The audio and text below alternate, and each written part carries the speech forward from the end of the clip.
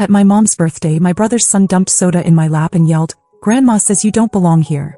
The table laughed. I wiped my clothes, smiled, and stayed quiet. That night, I pulled my name from their loan. By morning, his car was gone. And at 8 a.m. there was a knock at my door. I opened it and saw my mom's birthdays had slowly turned into some kind of strange, formal performance where the golden grandson, my brother's 14-year-old son Tyler, got more attention than the birthday cake. I usually stayed quiet, gave my gift, made nice conversation, and left early. But that year, something about the invitation felt off from the beginning. Mom called and said, "I'd really love it if you'd come, Stephanie. Tyler's been asking if you're going to be there." That alone should have told me everything. Tyler didn't ask about me unless he was planning something.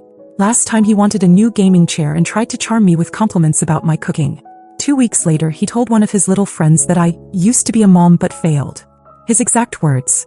I heard it through my cousin's kid, and when I told my brother, he just said, "He's at that age where they test boundaries." So yeah, I didn't expect kindness, but I went anyway. Because despite everything, I still showed up. My brother's house was louder than usual. There were balloons and 2 store-bought cakes. Tyler had already opened half a dozen gifts and was bragging to some girl about how grandma was going to buy him a car the second he turned 16. My mom was laughing like she just heard the best joke in the world. No one noticed when I walked in. I had to clear my throat and wave before someone offered me a seat. My gift was ignored. The necklace I picked out for mom stayed in the box all evening. She was too busy telling everyone how Tyler's teachers said he's gifted. Not just smart but genius level. No one asked me about my business. No one mentioned the fundraiser I hosted 2 weeks earlier. I was just a placeholder. Something they could point at and remind themselves they were better than. I sat between 2 people I didn't know. One of them had a beer in each hand. The other took my fork when hers fell. I didn't even say anything. I just let it go. I've been letting it go for years. Then came the moment that changed everything. Tyler stood up. He had a full cup of soda. Walked over to me like it was a casual thing. Stared right into my face and said, "Grandma says you don't belong here." And then he poured the soda in my lap. It was cold. Too sweet. I sat there, soaked in it, the sugar already starting to make my thighs sticky. And they laughed. The whole table. My mom turned to her friend and said something about how Tyler just says what's on his mind. My brother actually clapped. I wiped my lap with a paper napkin. That made them laugh harder. I smiled. Quietly. No reaction. No fight. I just sat there like I didn't feel humiliated. But inside something started turning. It wasn't sadness. It wasn't even anger. It was clarity. They didn't want me there. They never had. And now they made that clear enough for even me to stop pretending. I waited 5 more minutes. Excused myself like nothing happened. Got in my car. Drove home. Opened my laptop. My brother had been relying on a family business loan for over a year. He'd begged me to co-sign because mom guilt-tripped him, and I was still in a haze of grief at the time. My name was on everything. I had power I'd never used. Until that night. I withdrew my name. Froze the account. He wouldn't find out until the bank called in the morning. And when he did, the car parked in front of their house, the one they bought just 3 months earlier, was towed by 7:45 a.m. At 8 a.m. there was a knock at my door. I opened it, and saw my brother Mike standing there with that same mix of fake concern and real panic I'd seen on him during every screw-up of his adult life. Except this time there was no mom to cover for him, no dad to write the check, and no me to pretend it was all going to be fine. He looked wrecked. He didn't wait for an invite in. "You need to fix this." No, "Good morning." No mention of the soda Tyler dumped in my lap. No hint of the fact that the entire table laughed at me like I was some sideshow. He shoved a stack of papers toward me. "The loan's frozen. They said the co-signer pulled out. They said if I don't replace you, we're in breach." I leaned against the doorframe. Didn't say a word. He kept going like reading a script. "The shop's not gonna make rent next month. The credit cards are already overdrawn. I've got payroll to meet. We've got mom's insurance coming up, and Tyler's football fees are due next week." So I said nothing. That's when his voice shifted. "You're doing this over a joke?" That was the line. Not the soda. Not the years of jabs about my daughter. Not the graffiti. Just that. I shut the door in his face. 5 minutes later, my phone lit up with texts. First him, then his wife. Then mom. All trying a different angle. Guilt, confusion, mockery. Tyler sent a TikTok of someone fake crying. No words. Just that. By that evening I found the damage. I'd closed the store late and walked into the parking lot with my keys in one hand and a grocery bag in the other. And there was my car. Keyed deep down both sides all the way to the metal. The rearview mirror kicked off. The back window spiderwebbed like someone had taken a bat to it. First I just stood there. Looked around the lot. Completely empty. No witnesses. Just silence and that weird sense of stillness, like the air itself was waiting for my reaction. I didn't call Mike. I didn't call mom. I didn't yell or cry or scream. I went back inside, turned on the store's security feed and rewound. There they were. Tyler and one of his idiot friends. Hoodies up, laughing. One of them was filming the other. Tyler stepped up to my window, spray-painted the words "fake aunt" in sloppy red, posed like he was in a rap video, then kicked a flower pot off the steps for good measure. I didn't even blink. I called Uncle Ray. He was at my store in under 30 minutes. Sat through the footage without saying a word. When it was over, he leaned back in the chair and said, "You're calling the police." Don't argue. I didn't. He made the call. Stayed while I gave my statement. The officer was polite but firm. Said this wasn't the first complaint about Tyler. Apparently there'd been issues at school. Property damage. A few misunderstandings swept under the rug. But this time it wasn't going away. The next morning Mike was back at my place. Not knocking this time. Just standing across the street, pacing like he was waiting for a miracle. When he realized I wasn't coming out, he started yelling. I couldn't hear all of it, but I caught pieces. Words like traitor, heartless, and "you'll regret this." Then my mom called. She left a voicemail saying, "I don't know what got into you. You're letting money come between family. Over what? Some childish prank." She still didn't get it. None of them did. It wasn't about the soda. It wasn't about the window. It wasn't even about the loan. It was the years. Of being treated like I was a guest in my own bloodline. Of being tolerated, not loved. He's not appreciated. It was a slow build, a quiet erosion. They thought because I didn't explode I wasn't paying attention. They thought I would break. Instead, I watched the cracks form in their foundation for once. And I wasn't done yet. The official charges came through a few days later. Vandalism, trespassing, and property damage. Since Tyler was a minor, the cops had to loop in my brother and his wife. The footage made it easy. Too easy, honestly. There was no room for denial. No, maybe it wasn't him. I didn't celebrate. I didn't feel triumphant. I just opened the store like usual, swept up a few leaves outside and got back to work. But the phone started ringing more. Customers told me my brother had been going around saying I faked the whole thing. That I edited the footage.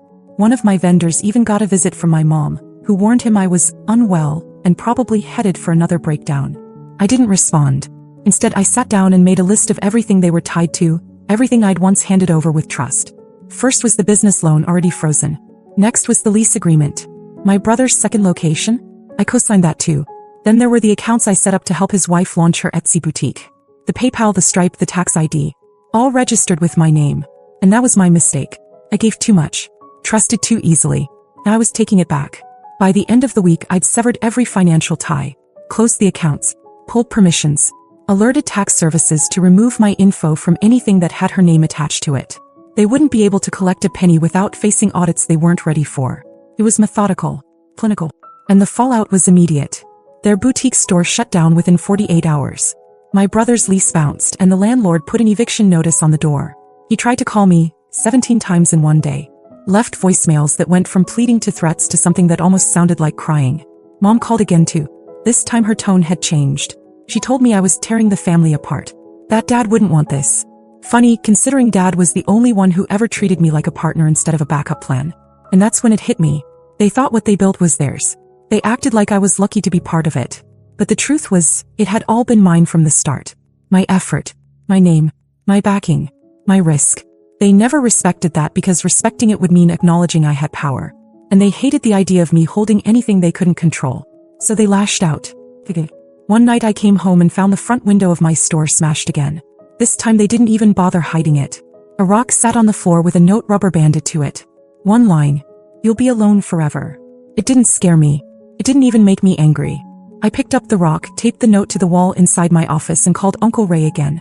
He came the next morning with a lawyer. Said we were pressing full charges this time, and if the court asked for emotional damages, we'd go for that too. I didn't argue. I didn't hesitate. Because now this wasn't just about a birthday party or a soda stain or a broken window. This was about finally drawing a line in permanent ink. They weren't family anymore. They were just people with my last name. The court date was set. Tyler was being charged as a minor, but the civil suit wasn't just about him anymore. It was also about the damage to my store, my car, and now because Uncle Ray wouldn't let anything slide, the harassment. We had the video, the note, witnesses, and a very good lawyer. I expected things to get quiet while they panicked behind the scenes. But that's not what happened. 2 mornings later, I got a voicemail from an unknown number. I almost deleted it, assuming it was more junk. But something made me listen. The voice was unfamiliar, young, and nervous. She said her name was Hannah. Then she said she used to work for Mike at his second shop, the one that had shut down a few days after I pulled my name from the lease. She said she didn't know what was going on at first. But when she heard about the lawsuit, something started bothering her. She'd overheard a conversation weeks earlier. Mike was talking to his wife about making her look unstable. She didn't know who he meant at the time. Now she did. And then she said it. He smashed the second window himself. I called her back immediately. She picked up after a few rings, voice shaking. Said she was done staying quiet. Said she had texts, receipts. She didn't want to be part of their mess, but she couldn't sit with it anymore either. I gave her the lawyer's info. She sent over everything. That same night, another woman reached out. Said she used to help Mike's wife with her online boutique. She'd seen fake invoices with my name on them, sent to vendors written up like I was a co-partner. All lies. She said they used my name to secure supplier deals, get early shipments, and even for a refund scam once. Then a third woman messaged my store's Instagram account. Same story. More dirt. I sent it all to Uncle Ray. By the next morning, the case had evolved from a petty vandalism dispute into something far more serious. Fraud. Misrepresentation. Identity misuse. Our lawyer filed amendments to the original claim within hours. They weren't ready for that. And I thought for a second that they'd back down. Maybe apologize. Maybe go quiet. But they didn't. They doubled down. Late that night, I heard a noise outside. I checked the camera feed from my phone. There they were. Mike, his wife, and my mom. Standing in front of my store. Not moving. Just staring in through the glass like they were waiting for something. Then Mike took out his phone. And started live streaming. I watched it in real time. He called me a parasite. Said I was milking my daughter's death for attention. Said I was trying to destroy the family legacy. Said I was unstable and needed help. All while my mother stood silently behind him, her arms crossed, not saying a word. Not stopping him. They didn't realize I was watching from the apartment upstairs. I didn't go down. I didn't yell or confront them. I just called the police and emailed the live stream to our lawyer. It was taken down within an hour, but not before someone screen recorded it and sent it to a local news blog that loved messy family drama. They ran the headline, "Family Feud Turns Legal, Live Stream Meltdown Adds Fuel to Fire." The next day, people started showing up to the store. Strangers. Some regulars. A few asked if I was okay. A few just came to buy things and said, "Good for you." One woman left a note that said, "You handled this better than most would." And all I did was work. Quietly. While the fire spread behind me, Mike and his wife were hit with a court summons 2 days later. Fraud. Defamation. Damages. The whole thing. Their lawyer tried to negotiate. Said they'd be willing to resolve it privately if I just dropped the public claims. I didn't even respond. I let my lawyer handle it. Because what they never understood was that this wasn't revenge. This wasn't payback. This was survival. And they were the ones who lit the match. Court was set for a Thursday morning and I barely slept the night before. Not because I was nervous, but because I wanted it over. I wanted it settled. I wanted to walk in with the truth and leave with my life fully severed from theirs. I got there early. Uncle Ray was already waiting out front, sipping coffee like we were just heading to a hardware store. Calm, focused. He didn't say much, just handed me a copy of the paperwork the lawyer had filed the night before. The final amendment with all the exhibits attached. 7 in total. When Mike walked in, he looked rough. Tie crooked. Red under his eyes. His wife was behind him, whispering something and checking her phone like she was trying to distract herself. They sat 2 rows ahead of us. Neither of them looked back. My mom wasn't there. I later found out she told the neighbors she was too heartbroken to attend. But someone forwarded me a photo of her that same morning, sitting on a patio at her favorite brunch spot, laughing with one of her church friends. The judge was professional and efficient. Our lawyer laid everything out. The video footage of Tyler. The livestream Mike posted. The signed invoices his wife had created with my name on them. And then came the witness statements. 3 former employees. 2 vendors.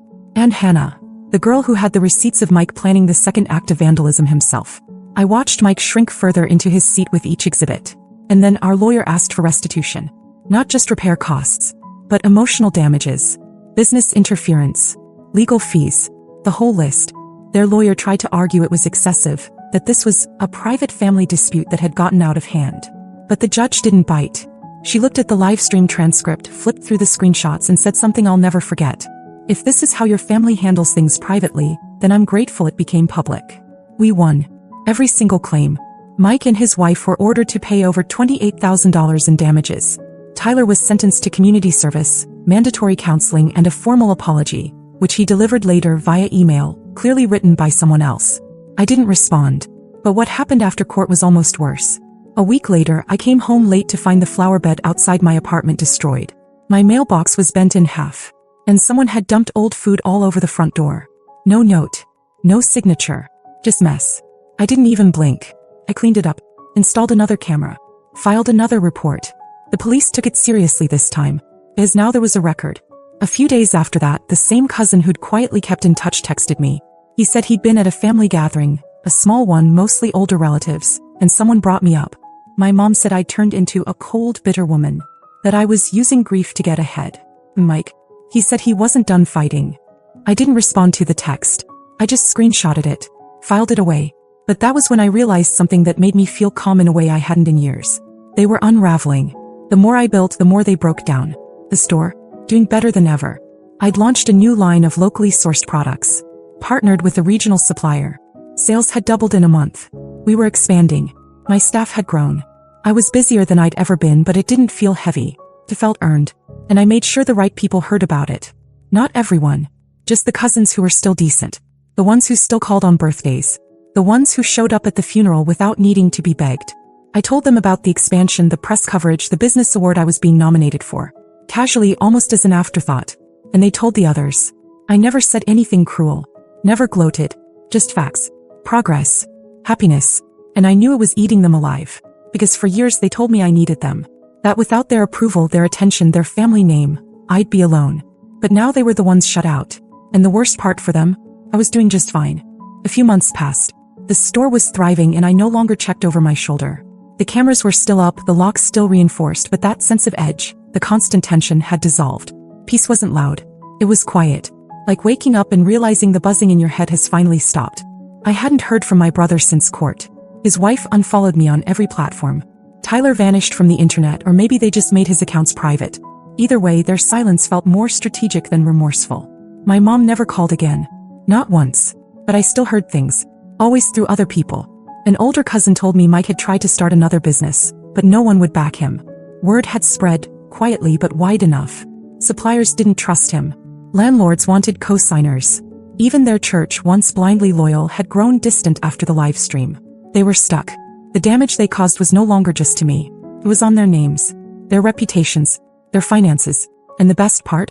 I never needed to fight dirty. Everything I did was by the book. Every document, every statement, every withdrawal from the loan or lease, all within my rights. They had thrown mud. I handed the judge a file. But there was one moment, unexpected and oddly satisfying, that really sealed it for me. It was a Sunday. The store was closed. I was cleaning up after a private event we'd hosted. A small local showcase, women-owned businesses, lots of laughter and food. One of the new girls I'd hired was sweeping when she paused and said, "Some lady was standing outside earlier, just staring in, dressed up like she came from church." I checked the camera feed. It was my mom. She stood there for maybe 5 minutes. Didn't knock. Didn't come in. Just stared through the glass, like she couldn't believe what she was seeing. Like she expected the place to be closed. Abandoned. Or maybe she expected to see me struggling. Alone. But instead she saw people cleaning up from a full event. A growing staff. A well-stocked store. Light. Movement. She left without saying anything. I didn't call her. I didn't chase her down. I just went back to locking up and wiping the counters. Like nothing happened. Because by then it really was nothing. I don't miss them. Not my brother. Not his smug little son. Not the woman he married or the mother who spent her energy protecting everyone except the daughter who needed her. I don't miss the forced smiles or the small talk or the silences that always felt loaded with judgment. I don't miss pretending to laugh at Tyler's jokes or pretending it didn't sting every time they left my daughter out of family photos. I'm building something now. Something real. Not just a business, but a life where I'm respected, safe, heard. And yeah, sometimes when something goes well, when we hit a sales milestone, when a new product sells out, when someone tags the store on social media saying how beautiful the space is, I make sure a certain cousin knows. Not out of spite, just strategy. Because I know they'll tell them. And I know it drives them crazy. Maybe that's petty. Or maybe it's just what it looks like when the quiet one finally gets tired of being pushed around. Either way, I sleep just fine.